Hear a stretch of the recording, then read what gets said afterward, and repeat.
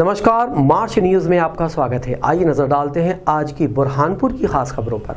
जैन समाज के लोगों ने कलेक्टर कार्यालय पहुंचकर की मंदिर की कृषि भूमि पर कब्जे की शिकायत, जमीन को कब्जा मुक्त कराने की मांग। बुरहानपुर जैन समाज के लोगों ने मंगलवार को जन सुनवाई में पहुंचकर मंदिर की कृषि भूमि पर एक व्यक्ति द्वारा किए गए कब्जे को हटाए जाने की शिकायत कलेक्टर से की। जैन समाज के नीलेश पाटरी ने बताया कि दिगंबर जैन मंदिर राजपुरा के नाम से एक दानदाता द्वारा खड़कोट सुखपुरी में 40 एकड़ जमीन दान की गई थी। मंदिर द्वारा एक व्यक्ति को ये जमीन कृषि कार्य के लिए दी गई थी, लेकिन उस व्यक्ति ने अधिक लाभ कमाने के लिए दूसरे व्यक्ति को जमीन दे दी है। लेकिन मंदिर समिति के कहने पर भी मंदिर की कृषि भूमि से कब्जा नहीं हटाया जा रहा है, जबकि ये जमीन मंदिर की होने के बाद भी सुनवाई नहीं हो रही है। इसलिए जैन समाज के लोग प्रशासन से मांग करते हैं कि मंदिर की भूमि से कब्जा हटाने की कार्रवाई की जाए।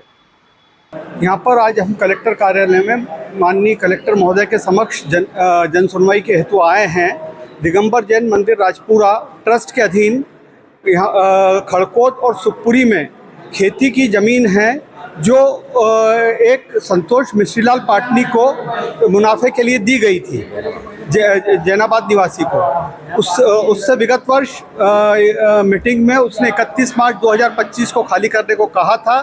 चूँकि बार बार ट्रस्ट के सदस्यों द्वारा उससे निवेदन करने पर उसका एक ही कहना पड़ता है कि मेरी मर्जी होगी तब ज़मीन मैं खाली करके दूंगा, आपको जो भी करना है आप कानूनी कार्रवाई के लिए आपके लिए दरवाजे खुले हैं।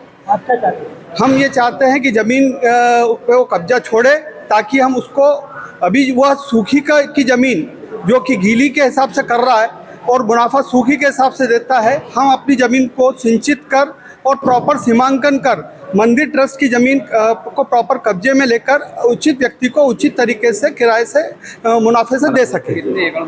40 एकड़ भूमि है सुखपुरी और जैनाबाद। ये इनको करीब करीब 15-20 वर्ष से दी हुई है।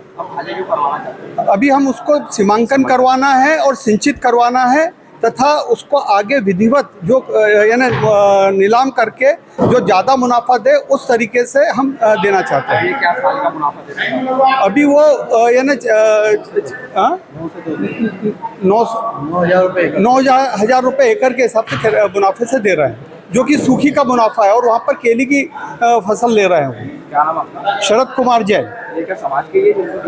हाँ, समाज की है। दिगंबर जैन मंदिर ट्रस्ट राजपुरा की ज़मीन है।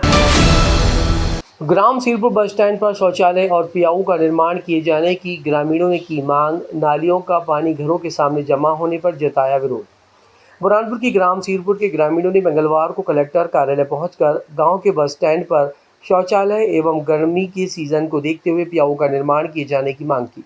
भाजपा नेता दिनेश मोहन पाटिल ने कहा कि गाँव में बस स्टैंड पर शौचालय नहीं है, ऐसे में महिलाओं को अधिक परेशानियाँ होती हैं, जबकि गर्मी का समय चल रहा है, लेकिन मुख्य रोड पर पीने के पानी की भी व्यवस्था नहीं है, जबकि गांव में नालियों का निर्माण पंचायत द्वारा कराया जा रहा है, जो घटिया निर्माण होने से ग्रामीणों के घरों के सामने ही पानी जमा हो रहा है, जिससे ग्रामीणों को आवागमन में परेशानी हो रही है। जिला कलेक्टर से दोनों ही मामलों को लेकर शिकायत की गई।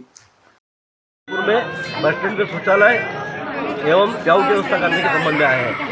गाँव में नाली निर्माण में ढंग से नहीं किया, घटिया निर्माण हो रहा है एवं इंजीनियर और सचिव के मिली भगत से इन्होंने भारी भ्रष्टाचार किया है, उसकी जांच कराना आवश्यक है। क्या नाम आपका? दिनेश मोहन पाटिल, भाजपा अंत्योदय प्रकोष्ठ जिला बुरहानपुर। नेपानगर के ग्राम रत्नापुर में अवैध शराब की बिक्री पर कार्रवाई की गई मांग। ग्रामीणों ने कलेक्टर कार्यालय पहुंचकर की शिकायत। बुरहानपुर के नेपानगर तहसील के ग्राम रत्नापुर में अवैध शराब की बिक्री होने से ग्रामीण परेशान है। शराब के कारण आए दिन गांव में विवाद होने से कई परिवार टूट गए हैं। अवैध शराब पर अंकुश लगाकर कार्रवाई किए जाने की मांग को लेकर मंगलवार को ग्रामीणों ने कलेक्टर कार्यालय पहुंचकर शिकायत की। ग्रामीणों ने कहा कि गांव में 10 से 12 जगहों पर अवैध देसी शराब बनने के साथ ही गांव में घरों पर बिक्री हो रही है, जिससे गांव के बच्चों पर बुरा असर पड़ रहा है। गांव के बच्चे भी शराब के आदी होने लगे हैं।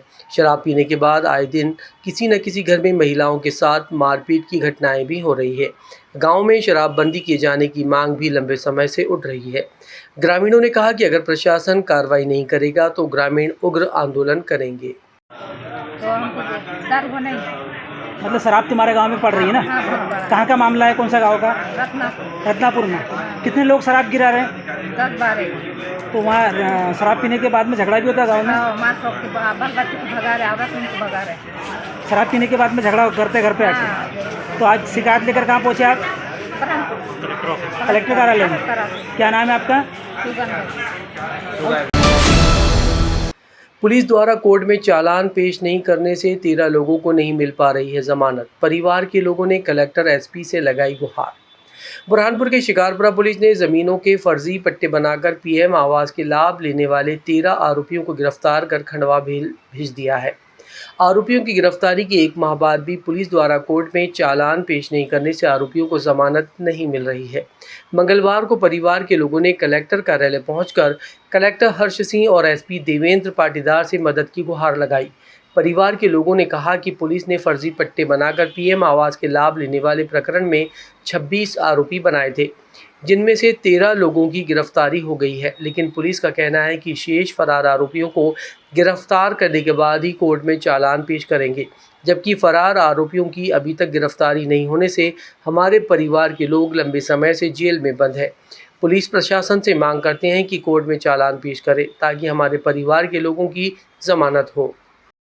ये नगर निगम द्वारा फर्जी पट्टों की शिकायत की गई थी नेहरू नगर शिकारपुरा के लोगों की, जिसमें पुलिस ने विगत 1 माह पूर्व लगभग 13 लोगों को गिरफ्तार किया और चालान पेश करने के संबंध में बात हुई, लेकिन अभी तक चालान पेश नहीं किया गया है। इस संबंध में पुलिस अधीक्षक महोदय से मुलाकात कर उनके संज्ञान में लाया गया कि गरीब परिवार के निर्दोष लोग जेल में बंद है और 1 महीना होने में आ रहा है, इनको तत्काल राहत दी जाए और चालान पेश करें ताकि इनकी जमानत की जा सके। इसलिए हम यहाँ पे एसपी साहब से मुलाकात करने आए।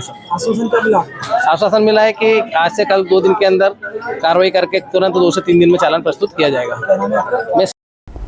आज की खबरों में बस इतना ही। अगर आपको हमारा यह वीडियो पसंद आया हो तो हमारे चैनल को लाइक